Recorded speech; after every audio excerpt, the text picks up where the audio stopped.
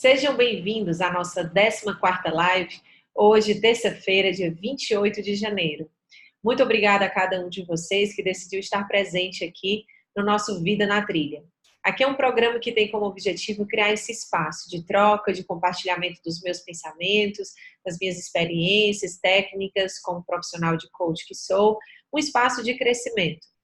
Hoje eu vou compartilhar com vocês um dos meus princípios pessoais que serve de base para todos os meus planejamentos. Quero dividir com vocês meus pensamentos sobre espiritualidade e planejamento. Certamente um princípio que não será encontrado nos livros nem nas metodologias, mas é algo que rege sim todos os meus planejamentos pessoais e profissionais. E eu quero dividir com vocês, pedindo permissão para escolher uma passagem bíblica hoje que vai fundamentar toda a minha fala e a conexão do tema de espiritualidade com o planejamento, que é algo tão presente na minha vida. Então, eu vou dividir aqui com vocês uma tela para irmos juntos lendo a passagem que vai servir de base. Em Atos dos Apóstolos. Naqueles dias, Paulo disse ao povo: Eu sou judeu, nascido em Tarso, mas fui criado aqui nesta cidade. Persegui até a morte os que seguiam esse caminho, prendendo homens e mulheres e jogando-os na prisão. Disso são minhas testemunhas o sumo sacerdote e todo o conselho dos anciãos. Eles deram-me cartas de recomendação para os irmãos de Damasco. Fui para lá a fim de prender todos os que encontrasse e trazê-los para Jerusalém, a fim de serem castigados.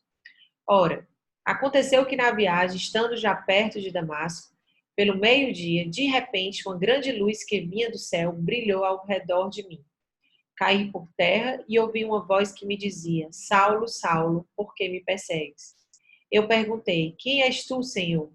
Ele me respondeu: Eu sou Jesus, o Nazareno, a quem tu estás perseguindo. Meus companheiros viram a luz, mas não ouviram a voz que me falava. Então perguntei: Que devo fazer, Senhor? O Senhor me respondeu: Levanta-te e vai para Damasco. Ali te explicarão tudo o que deves fazer. Como eu não podia enxergar por causa do brilho daquela luz, cheguei a Damasco guiado pelas mãos dos meus companheiros.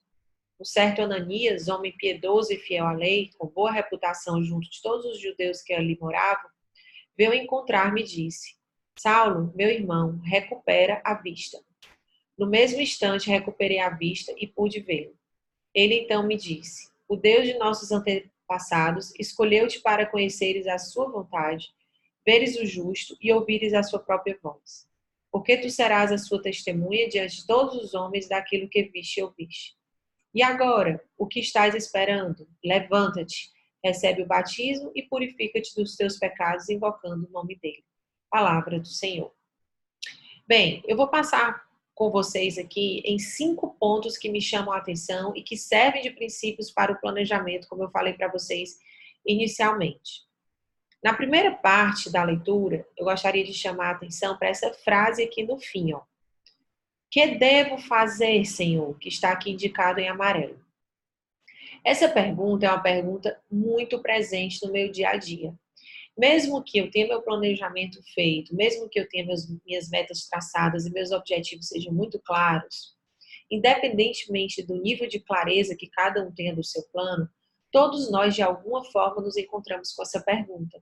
Uma pergunta de dúvida, que às vezes está relacionada a grandes decisões, o que devo fazer, decisões de casamento, decisões de mudança de país, decisão de estudos, decisões de mudanças de cenários, de empresas, de rumo dos negócios, decisões grandes.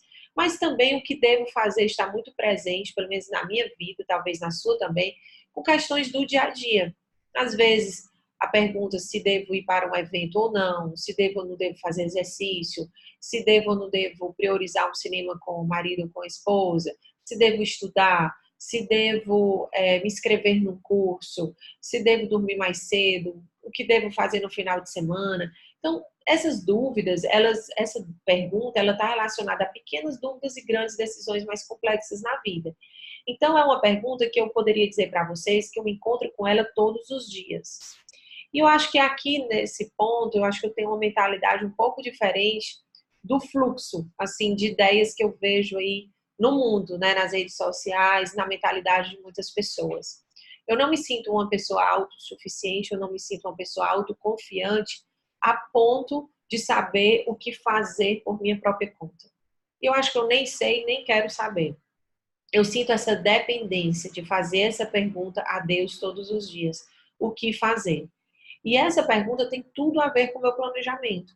Porque antes de fazer o planejamento anual, eu faço essa pergunta: o que tu queres que eu faça esse ano?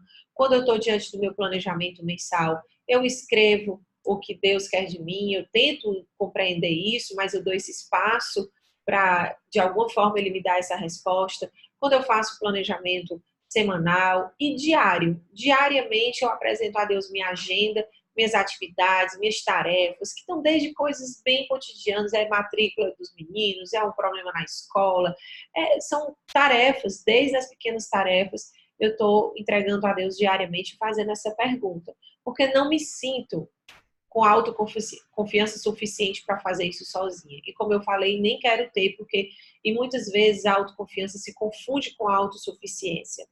Então, eu acho um terreno muito delicado. Então, essa pergunta me dá segurança. Mesmo que eu não escute a voz do céu, mesmo que eu não tenha clareza exatamente da resposta, mas a pergunta é lançada, a pergunta é colocada na mesa. Essa semana mesmo, eu preparando a oficina, né, e eu rabiscando aqui, antes de fazer todas as minhas ideias, a primeira pergunta que eu coloquei foi aqui, ó: o que queres de mim? Né? Então, assim, é uma pergunta: o que devo fazer? O que você quer desse treinamento? O que você quer para cada uma dessas 20 pessoas que estará lá?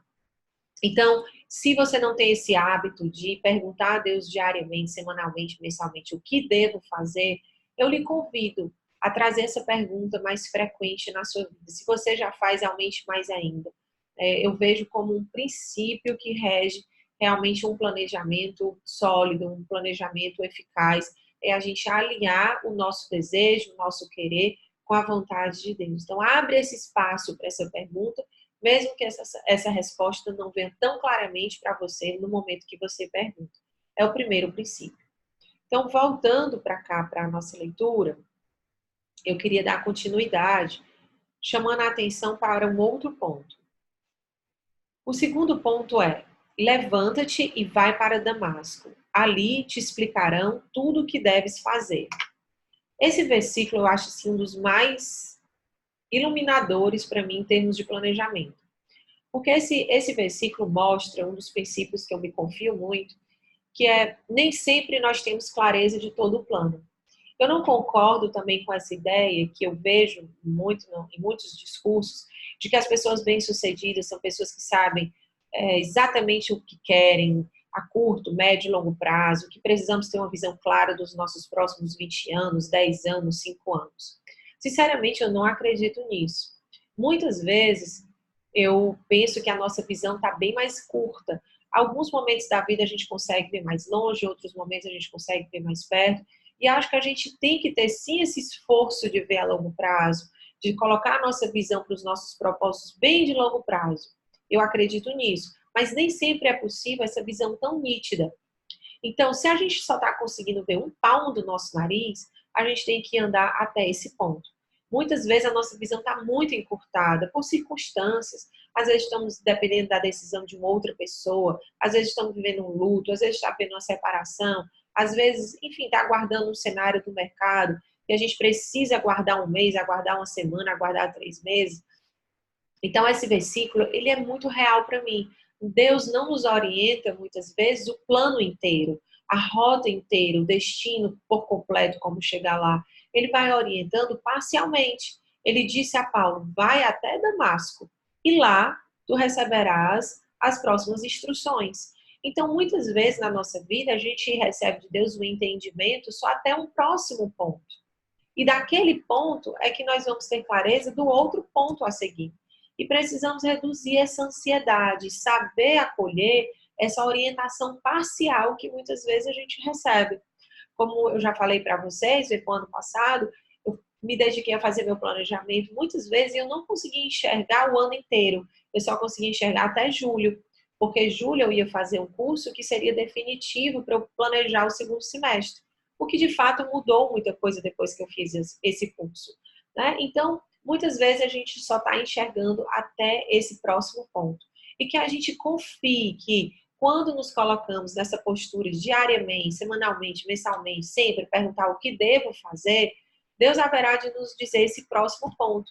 Nem que esse próximo ponto seja agora à tarde, mas sim a gente consegue visualizar um próximo passo que precisa ser dado. Então, essa passagem, para mim, ela é muito rica nesse sentido. Que a gente aguarde as próximas instruções. Nem sempre nós teremos a visão por completo. Eu trabalho planejamentos diariamente aqui com as pessoas, com os executivos, com empresários, e vejo às vezes as pessoas muito ansiosas, querendo ver um nível de detalhamento do planejamento que não é possível. Então, vamos caminhar até onde a gente enxerga. A gente deve se dar o trabalho de parar para pensar, parar para planejar. Não é porque a gente não enxerga que eu não vou fazer o plano. Não. A gente precisa fazer a nossa parte. Mas quando a gente esgota as nossas possibilidades, os nossos recursos em termos de visão, aí é hora de colocar os pés na estrada e ir até Damasco. Esse Damasco, para Paulo, representa para você um ponto. De repente, você não está visualizando todo o seu plano, por exemplo, de estudo, do seu plano de carreira. Mas você consegue visualizar um próximo curso que você vai fazer esse ano. Então, vai até lá, de repente, lá nesse ponto você vai enxergar o próximo ponto. Você quer empreender, mas você não está vendo exatamente todo o plano de negócio. Mas você já consegue enxergar um nicho. Pois então, caminha até onde você enxerga. Chegando lá, você vai ver os próximos passos. Então, eu vejo muito dessa forma e queria compartilhar com você esse princípio que tem muito a ver com a minha forma de planejar. Voltando, vamos ver o terceiro ponto. Como eu não podia enxergar por causa do brilho daquela luz, cheguei a Damasco guiada pelas mãos dos meus companheiros. Esse versículo, essa parte da passagem bíblica, me traz o princípio da rede de conexões. Pessoas ao nosso redor. Eu não acredito em plano solitário, eu não acredito em carreira solo, eu não acredito em sucesso individual. Na minha forma de ver o planejamento, ele sempre tem que ser conectado com as pessoas que estão ao nosso redor. Sou muito contra planejamentos que instigam as pessoas a buscar os seus sonhos, a priorizar sua felicidade, passando por cima de tudo, às vezes quebrando relações, às vezes não negociando com as pessoas que são importantes, porque tem que se priorizar, tem que agora definir o que é da vida. Eu sou muito contra isso. Para mim, planejamento ele é algo coletivo, precisa estar inserido e conectado com as pessoas que são essenciais na nossa vida. A gente precisa estar negociando, precisa ser ecológico, precisa estar integrado com várias outras áreas e pessoas que são parte da nossa história. Então, chegaremos sim a Damasco, chegaremos sim no nosso próximo ponto, mas que a gente não tenha a pretensão de ir sozinhos. Que a gente sempre entenda que nosso planejamento envolve pessoas do nosso lado. E se as pessoas do nosso lado ainda não compraram o nosso plano, não compraram os nossos objetivos, calma, respira, negocia, conversa, vai a um ponto mais curto, fragmenta esse objetivo, mas não vai deixando as pessoas pelo meio da estrada. E aí um outro ponto seria este. Recupera a vista. Ananias falou para Paulo, recupera a tua vista. Me chama a atenção essa palavra de ordem, porque muitas vezes, como eu falei, a nossa visão está turva, a gente não está enxergando. E ali uma pessoa ajudou a ele a dar essa palavra. Pronto, agora está na hora de você enxergar outra vez. Isso me dá esperança toda vez que eu estou me sentindo sem entender qual é o próximo passo, sem entender para onde dar rumo no meu negócio, sem entender o que fazer em relação a algum determinado relacionamento na minha vida, ou o que é que eu vou estudar esse ano, o que é que eu vou focar. Quando eu estou em dúvida do rumo das coisas, eu sempre lembro que em breve eu vou recuperar a vista. Eu preciso me colocar em movimento, eu preciso ir até onde eu enxergo, eu preciso ter clareza do que é o Damasco para mim em relação às áreas da minha vida. E quando eu chegar lá, eu confio que alguém, um anjo, uma pessoa, uma oportunidade vai me abrir as próximas portas, vai me mostrar os próximos passos. Pessoas são anjos nas nossas vidas e a toda hora a gente está recebendo pessoas que vêm, como esse Ananias, nos dar a orientação do próximo passo e fazer a nossa vista ser recuperada. Com a graça de Deus, eu me sinto muito privilegiada de ter esse trabalho, onde eu me sinto muitas vezes nesse papel de ajudar as pessoas a enxergar os próximos passos. Quem sou eu para orientar o caminho inteiro? Se nem Deus dá essa orientação para nós, muito menos uma coach. Mas eu consigo me ver como instrumento, como esse Ananias, de recuperar essa vista para muitas pessoas, de pelo menos qual é o próximo ponto a ser seguido. E nas nossas profissões, seja elas quais forem, nós somos esses instrumentos para ajudar uns aos outros a enxergar os próximos passos e recuperar nossa vista quando as coisas estão confusas. Bem, espero que esteja fazendo sentido tudo isso para vocês. E eu vou avançando aqui para mais um ponto que me chama a atenção. E agora, o que estás esperando? Levanta-te. E agora, o que estás esperando? Levanta-te. Gostaria de compartilhar essa frase com você, como se ela tivesse sido escrita especialmente para você hoje, neste dia. O que você está esperando? Levanta-te. Hoje, essa frase para mim me dá assim, uma força tão grande, porque eu, por exemplo, tenho um temperamento mais melancólico, sou muito reflexiva, muito profunda. Então, facilmente, eu me vejo caindo. Mas também eu tenho essa força de me levantar rápido. Mas muito por conta dessa base de espiritualidade na minha forma de viver e de me planejar. Muitas vezes os meus planos não dão certo, muitas vezes eu sinto a dor do fracasso, da frustração, da decepção, da sensação que não deu certo mais uma vez, ou de que tomei uma decisão errada. Mas como essa frase me empodera, assim, de esperança, de força, de perseverança, para me colocar de pé outra vez. E não podemos esperar. A gente vai cair muitas vezes, mas que nós sejamos ágeis para retomar a trilha rápido, para nos colocar de pé rápido, que a gente não fique muito tempo no chão. Não tem problema cair, o problema é a gente se apegar ao chão, o problema é a gente ficar lá no drama da queda. A gente tem que ter essa força para se levantar rápido. E é Deus que nos chama, levanta-te.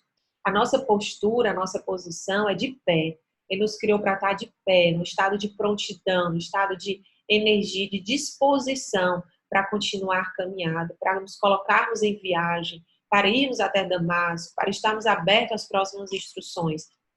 Quem não está de pé não está disposto a caminhar, não se coloca aberto para avançar.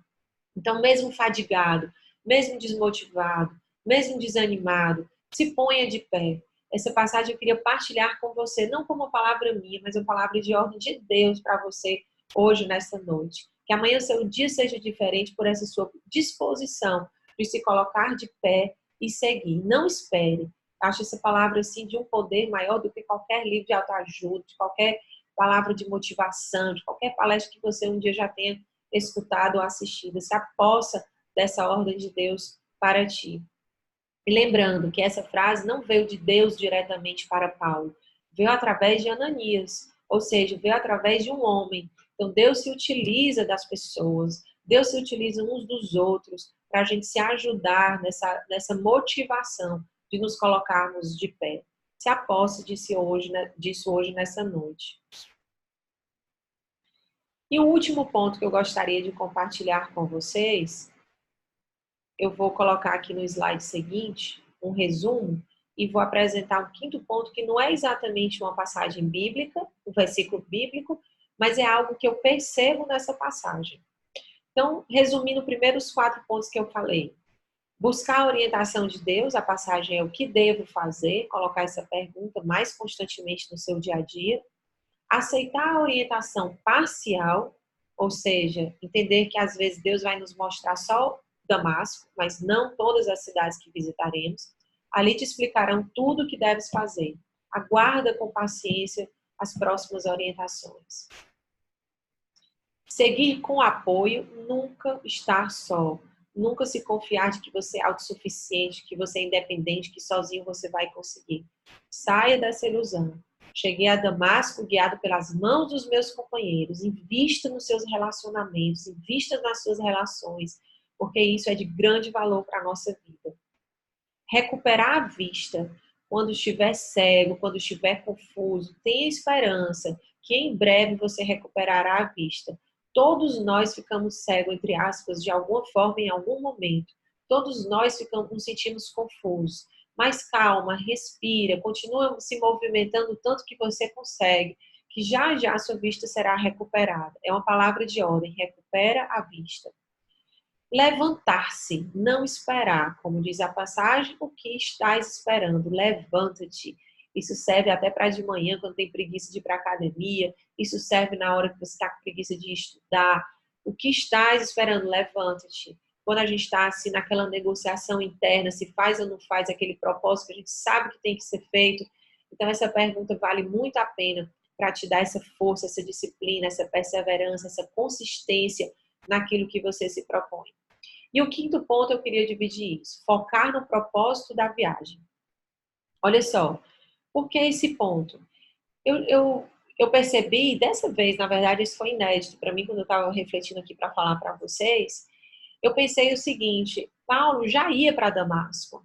Ele ia para Damasco para perseguir os cristãos, ele ia para matar, para prender, ele ia com a carta lá de recomendação do sumo sacerdote para perseguir os cristãos. No meio do caminho, ele recebeu essa orientação de Deus, né, que a missão dele era outra. Mas o destino não mudou. Ele continuou indo para Damasco, mas o que mudou, a grande riqueza e transformação da vida de Paulo, foi porque mudou o propósito da viagem. O destino manteve-se, mas o propósito da viagem mudou. Então ele foi para Damasco agora com um novo propósito, com algo muito mais valioso, com algo muito mais nobre. Então isso me chamou a atenção, porque muitas vezes nós até sabemos onde queremos chegar, nós até sabemos nossas metas, nossos objetivos. Tem muitas pessoas que têm isso com muita clareza. Mas nada vale essas metas, essa clareza desse destino, se nós não tivermos uma riqueza de propósito. Muitas vezes a gente não precisa nem mudar as metas, mas nós precisamos rever a nossa motivação, rever o nosso propósito. Por que eu tenho essas metas afinal? Por que eu estou indo para Damasco mesmo? Por que eu estou indo fazer esse curso mesmo? Por que é tão importante para mim falar inglês? Por que é tão importante para mim fazer esse mestrado? Por que casar? Por que se separar? Então, a gente precisa estar conectado com essa riqueza, porque o destino em si é importante, mas mais importante do que o destino é o propósito da viagem. Agora mesmo a gente combinando a viagem da nossa família, lógico que o destino é importante, mas mais importante do que o destino é o propósito do porquê que estamos indo juntos. Estamos indo celebrar as bodas dos meus pais. Então, o destino ele fica menos relevante do que quando a gente tem essa conexão com a riqueza do propósito da viagem.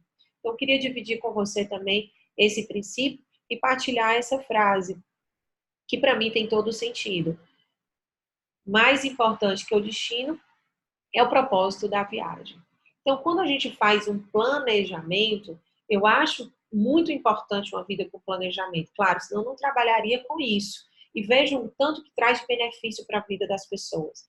Mas tem muitas pessoas que têm uma visão distorcida da minha pessoa, da minha forma de pensar, achando que eu sou aquelas pessoas assim, completamente focada no plano e que não posso sair da risca nem para a direita nem para a esquerda. Eu não sou assim. Porque o planejamento para mim é relevante, mas ele não é o que determina a minha vida. Não é o meu Senhor. Ele é o meu destino, mas mais importante do que o plano é eu saber o propósito desse plano. O porquê, afinal, que eu me planejo.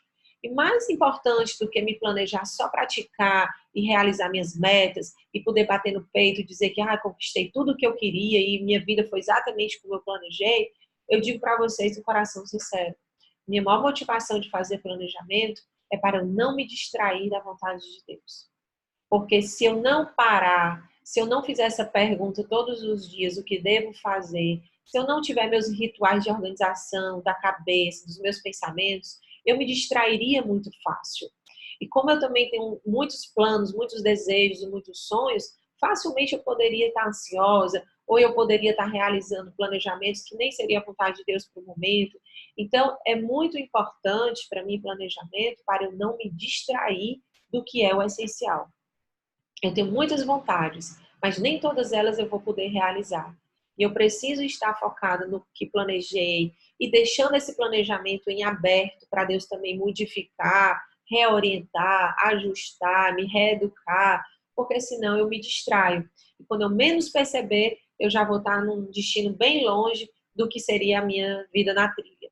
Então, eu sempre menciono esse exemplo de Amir Klink, que muitos que me escutam já me ouviram falar muitas vezes, mas não importa, quando é importante a gente repete mesmo. Ele diz que o que mais atormenta ele nas grandes jornadas, aí nas viagens dele ao volta ao mundo, não são os grandes tsunamis nem as grandes ondas, mas são as pequenas marolas, que muitas vezes mudam a rota do barco dele. Então, é preciso vigilância para esse barco não mudar de direção. Então, é disso que eu estou falando. Para mim, o planejamento, ele é importante, mas mais ainda é o acompanhamento desse plano, que para mim se realiza através dessas paradas, desses momentos de oração, desses momentos de reorganização do plano, de apresentação desse plano para Deus, porque se eu não fizer esse monitoramento, esse acompanhamento, certamente meu barco vai para um destino que não era o que eu desejava e nem era a vontade de Deus. Então hoje eu quero pedir para vocês essa permissão para acolher esses meus pontos de reflexão, independentemente da sua religião, da sua espiritualidade, mas que você possa focar na essência desses princípios, na essência do que eu falei hoje aqui, sem as resistências aí de diferenças que a gente possa ter em termos de religião ou espiritualidade, tá? E se você se sentiu vontade, se você se sentiu aberto e com vontade de conhecer mais esse mundo da espiritualidade, não espere, levanta-te e vai, busca, conversa com pessoas. Eu digo para você, para toda a diferença nos seus planejamentos, na forma como você viverá os seus planos, que na verdade não são seus, mas são do nosso Pai. Espero que você hoje tenha aproveitado muito a nossa vida na trilha, que esses pontos possam de alguma forma mudar a sua forma de pensar. Não que a sua forma de pensar esteja errada e nem a minha certa, de forma alguma. O importante é que a nossa interação possa fazer a nossa forma de pensar ser melhor ainda, ser mais expandida, mais ampliada. E eu queria terminar deixando esse versículo bíblico, já que hoje foi todo baseado na espiritualidade, eu queria deixar esse versículo bíblico que me rege, que me inspira e me motiva todos os dias. Não vos conformeis com a mentalidade deste mundo. Para mim, esse versículo é tão atual, né? E deixa que todos nós atentos e alertas para a gente muitas vezes não cair nas armadilhas que o mundo vai colocando, coisas da mentalidade do mundo, que a gente vai pensando que é verdade, que é isso mesmo, e daqui a pouco nós estamos todos acelerados, ansiosos, fazendo planejamentos focados em metas, mas perdendo a riqueza da jornada, os detalhes da vida, a graça que está presente no nosso dia a dia. Então não esquece disso. É muito importante planejar, mas mais do que viver o plano, é a gente prestar atenção na beleza do caminho. Uma ótima noite para você. Se você gostou, compartilha com os amigos, deixa comentários, me ajuda a divulgar aí o Vida na Trilha. Eu agradeço a você desde já. Até terça-feira, juntos às 19h30 outra vez.